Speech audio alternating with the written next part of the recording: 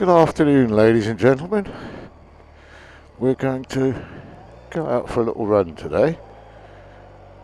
First run since Christmas. Weather's nice and warm. This is the Musings of Mr Wood. I'm going to head out towards Bridport today, basically because there's some gorgeous views on the Dorchester to Bridport Road, and I'm hoping to get a decent view of them with the camera as we come over the top of the hill. A bit iffy pulling out here. He's stopped. Thank you very much, sir. Right, so we're just going to shoot down the Dorchester Road and hopefully get some good footage. Bit windy today, but it's not raining, which can only be a bonus. Time to get the bike a little bit dirty now. So it's sat in the garage nice and clean and smelling of ACF 50 and WD-40 and various other oils to stop it going rusty before your eyes. It's time to get it all shitty and horrible again. Yeah, so I'm going to try and aim for a nice little coastal village called West Bexington, which is where I had a birthday lunch in a cafe down there, and it's a seafood restaurant. It's just a cafe, really, seafood cafe, and had some wonderful crab and mussels down there, and just going to pop down and see if we can get some decent views. It's a bit of a cloudy day today, but we'll see what happens. Things might brighten up a bit later on. Anyway, how are you doing? I hope you've all had a really good Christmas and a good New Year. And 26 hopefully will be a slightly better year, especially globally. Not quite so sure with that twat Donald Trump doing his usual, but we'll see. I'm sure there's enough sensible, common sense people around in this planet of ours that won't allow him to get too far ahead of himself and pull the rug out from underneath him, but we'll see. Anyway, right, this is a nice bit of road. I'm going to take it easy. The last time I went down here I was a little bit how shall we say, overzealous, and I think you can get caught out too easy by the first of all the power of this bloody motorcycle, and secondly about the nice sweepiness of the road. So I should be a lot more sensible today, hopefully. Well, we'll see. It doesn't take long for me to lose it and twist the right hand a little bit too much, but we'll see. I'm too old to do that sort of stuff. Well, you're never too old to do that sort of stuff, but anyway, there's no point in having a motorcycle if you don't bloody use it, that's what I say. Right, let's get on. This is a very nice nice road indeed, but it can be slippy at times. The bloody tarmac is terrible these days. See all the ridges. These are heavy goods vehicles that have just torn their ridges into the roads, and it doesn't matter whether you've got the best tyres on the planet and whatever bike you've got, you're still going to feel those ridges. But this has got a decent set of new tyres on it, so hopefully be too bad. Shit, there's bloody rain on my visor. What's going on? I told you not to rain today, you git. It's such a shame. I mean, I much prefer a nice, crisp, cool, sunny ride out in the winter where it's you know the roads are dry, you know okay, there may be a risk of ice on blind bends and stuff like that, but mostly it's dry and sunny, no rain, you're not going to get wet, your bike's not going to get dirty, but fat chance of that at the moment. There was supposed to be some snow over the last few days, but we didn't get any of it. I mean, there was a light dusting, but that was about it. But I think they got a fair old dose up north. There's still a few floods around here, though. Oh yeah, the roads are a tad wet, that's for sure. But let's just see if it dries out a bit. I've stuck my leggings on just in case.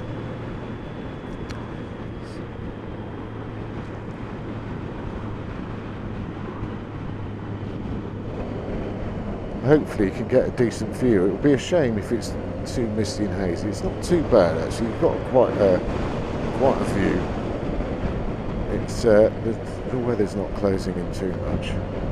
It's going to wee down tomorrow, but I'm not going to go out on the bike tomorrow. I've got to take the van out tomorrow, so.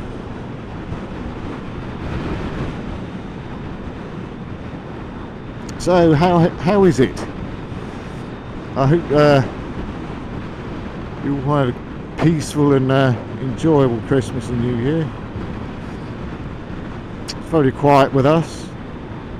Didn't go anywhere really. There's a bit of a flood there. I'm going to see a few of these on this road, I think.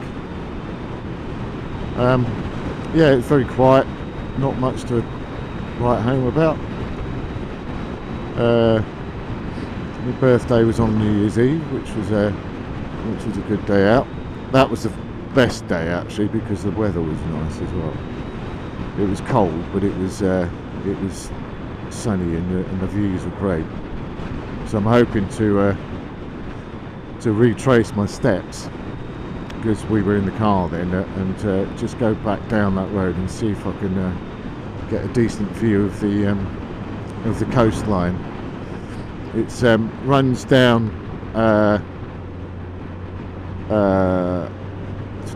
between Dorchester and Bridport. This particular road we're going to go on in a minute, but there's another road that actually travels along the coast, which will take you back down to West Bexington, and that's the road I'm hoping to get on.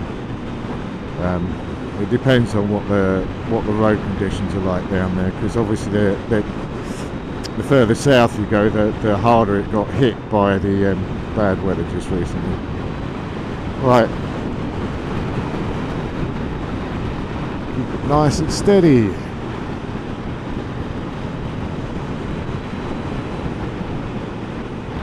Just been watching the Sean and Emily round the world trip. They've just done a run through going south through Thailand, and they've just come out of Bangkok, but they're on their way south, and some of the countryside, Thailand is absolutely unbelievable. It's so lush, and obviously there's, you know, it suffers a lot through tropical weather, tropical rainstorms and stuff like that, but the actual countryside is just incredible. They're mountainous areas, but they're just fully laden with trees and vegetation and jungles and all sorts of things, and they're on these windy roads that are going through these vistas. It's just an incredible place, and they're doing a good job. The videos are coming out really well, they look good, so hats off to them.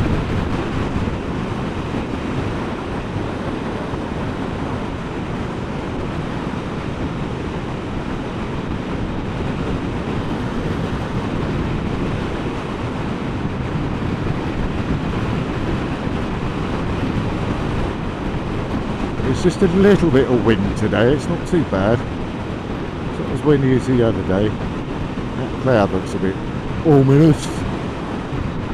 Oh, I hate rain. I hate rain more than I hate the cold.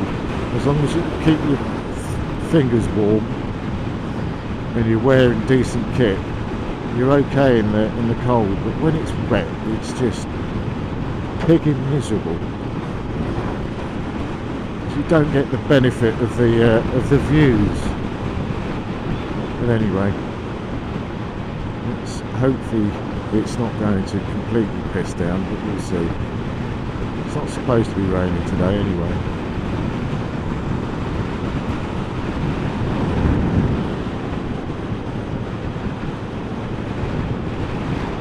Right, Dorchester and Weymouth.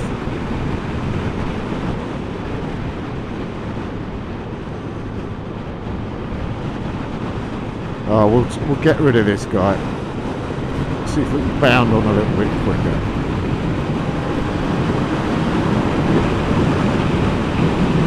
That's it. You can tell what I mean about this road. You can get up to silly speeds if you're not careful. So I have to take it easy.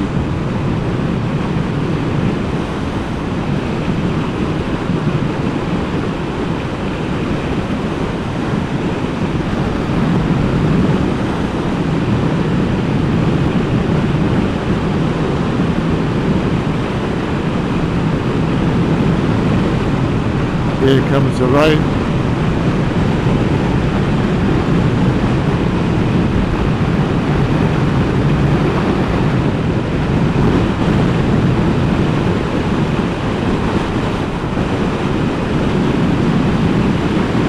You can see the road just gets laid out in front of you like that.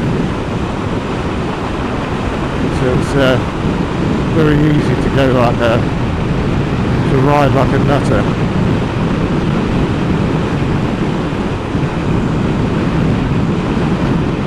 But let's be sensible.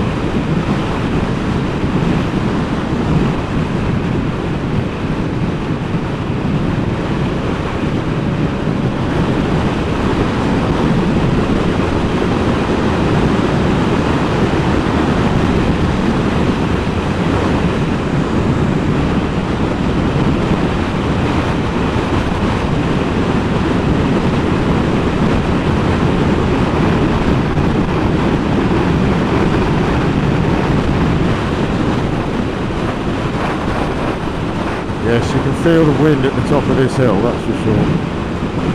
Let's bury you.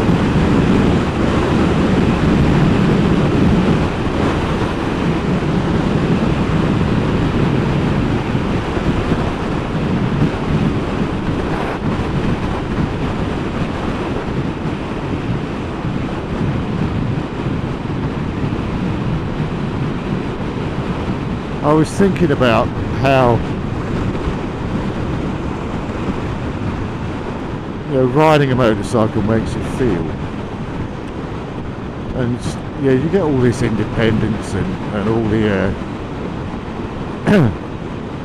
the fact that you can jump on a bike and be 100 miles up the road within no time. But it's that sort of me time, the thinking time that it gives you. It allows you to just separate yourself from the world for a few minutes. You just have your brain concentrate solely on one thing. I think there's a lot of issues about safety on motorcycles at the moment. There's lots of gizmos and safety features of bikes that you get these days that basically inhibit that raw feel of riding a bike. You have your ABS on the brakes, you have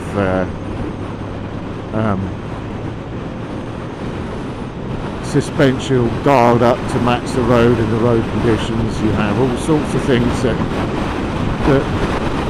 enable you to ride that little bit more with a little bit more confidence. But I think that takes away the thrill of being one with the bike. You're one with the bike, but with all these electronic gadgets that enable you to not worry about the risks you take, which then makes you take more risks. And I think that can be a dangerous cocktail, especially with older guys who've been driving cars for years and then decide when they've got enough money in the bank account that they can go out and buy their test and a motorcycle that'll do touching 200 miles an hour and end up disappearing into a tree, basically because they've not experienced the gradual rise through all the different bikes that are on offer. I mean, I started riding motorcycles in I was riding bikes around the back garden at our old house with the rest of the family. Great fun. It taught you to not have so much fear and have a little bit more confidence in how you handle a motorcycle. And then you pass your test back in the day when the 250 law was still out. You could still buy a 100 mile an hour 250s, and then I just worked my way up the ranks. And I think the big issue is back in the 70s and the early 80s, you had motorcycles that had powerful engines, but they still had frames that were made of bloody chocolate. And I graduated from an old XS 850 Yamaha triple, wonderful bike, went everywhere on that, to to the monster, which is the XS 1100 Yamaha, which is again a 4-cylinder 1100cc bike, but it had a Cadbury's frame on it, and a couple of rear shocks hung off the back, you know, that were barely capable of keeping a 250 on the road. You know, if you want exhilarating riding experience and knowing that every journey you took, getting from A to B, achieving B was a major success. So if you still had both legs, head and arms at the end of the journey, you knew you were doing something right. And then it graduated from the XS 1100, which handled like a bag of nails, to what was the FJ 1100, the Yamaha. It initially started out as a Sportster, racing bike, and turned into a sports tourer, but it had a Delta Box aluminium frame on it, and it had a single suspension on the back, so it had a proper shock on the back, and similar engine to what was in the XS 1100, but all the other bits on it actually made it totally different, made it a properly drivable bike. Handled well, went fast, could do long distances on it. This car seems to be a little bit eager to stay in the middle of the road for some reason. I don't know why. But I'll let him get on with it. But the FJ1100 really handled well, and that was the beginning of the new designs and new techniques that motorcycle manufacturers started to come into to harness the power of these engines and build bikes and frames that were able to cope with that power, up to the XS1100 and even the Laverda Jota for the Laverda Jota 1200, which at the time was the fastest bike, 140 miles an hour.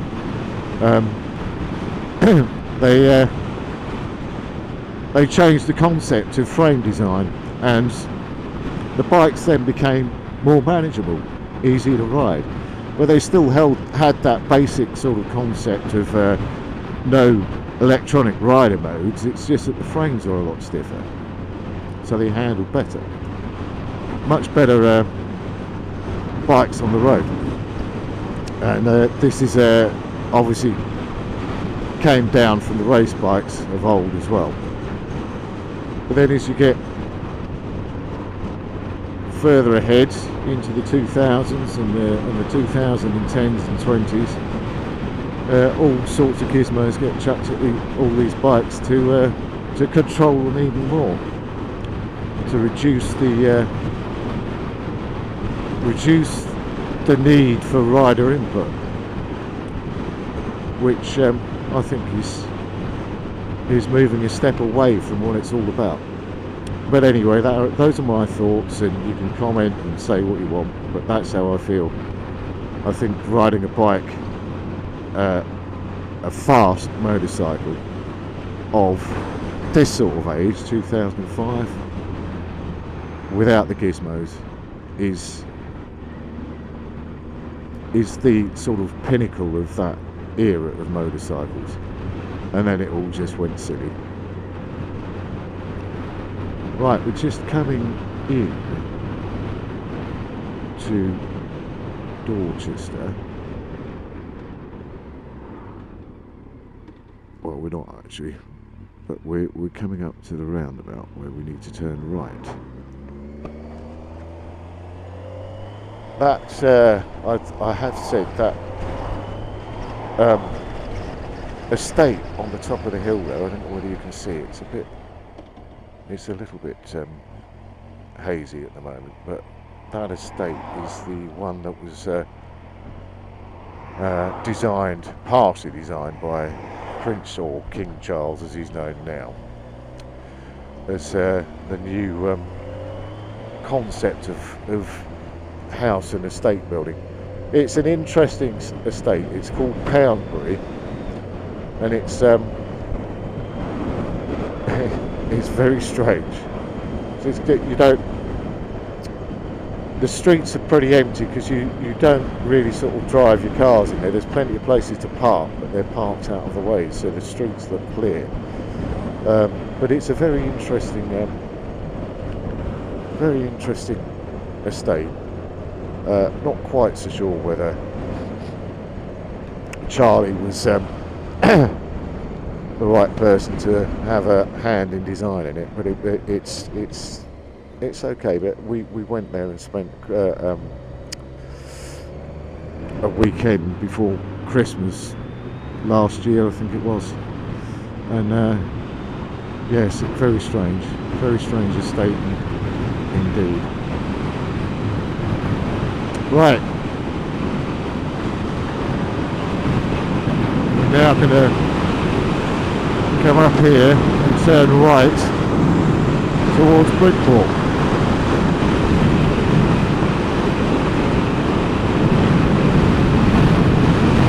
So there it is on the left hand side. They're still building on it.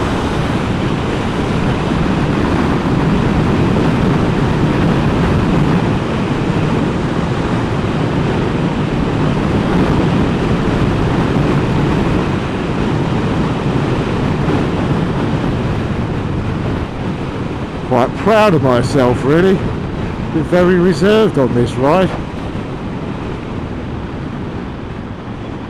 Been very sensible indeed. Anyway, if you turn left there, you get into it.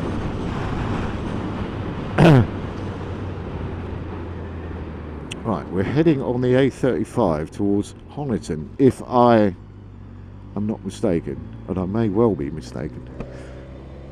I do get mistaken quite a lot, really. It's not there, it's down here. So, keep an eye on what's going on behind. So hopefully, oh God, look at the mist and this is a shame. Anyway, we'll keep going down here and see. Let's get rid of some of these cars.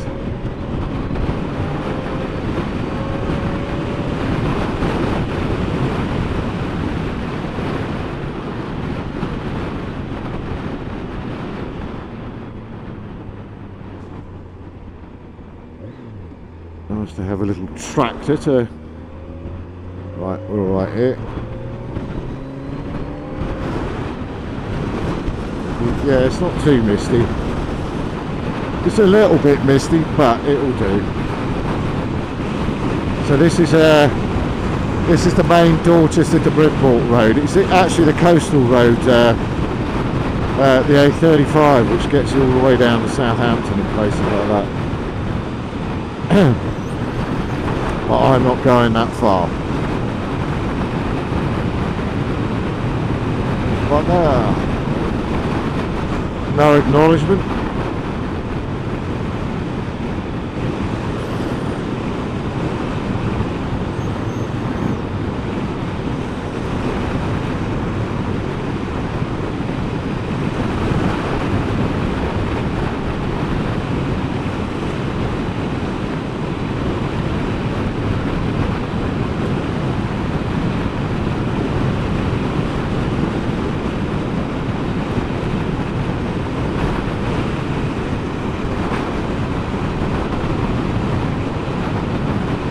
Oops, we got a bit of an off. Hardy Country Park. I think as we get into the open a little bit, you'll see Hardy's monument on the left somewhere. Yeah, it's a bit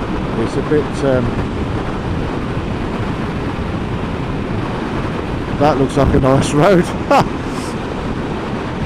You'd be forgiven to thinking I'm going to crack down that road. Right.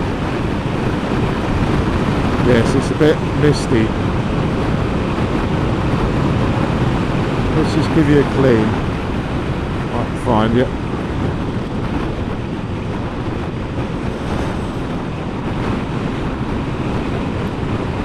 Yeah, we'll have to come back down here again when the weather's a lot better.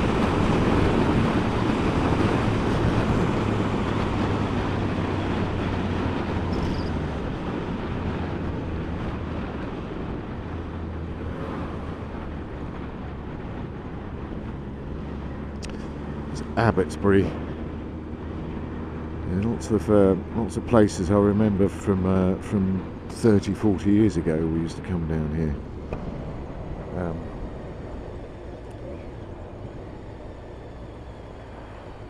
But I must admit, I don't remember this road being as scenic as it is. That's a fuel station, that is. Fuel.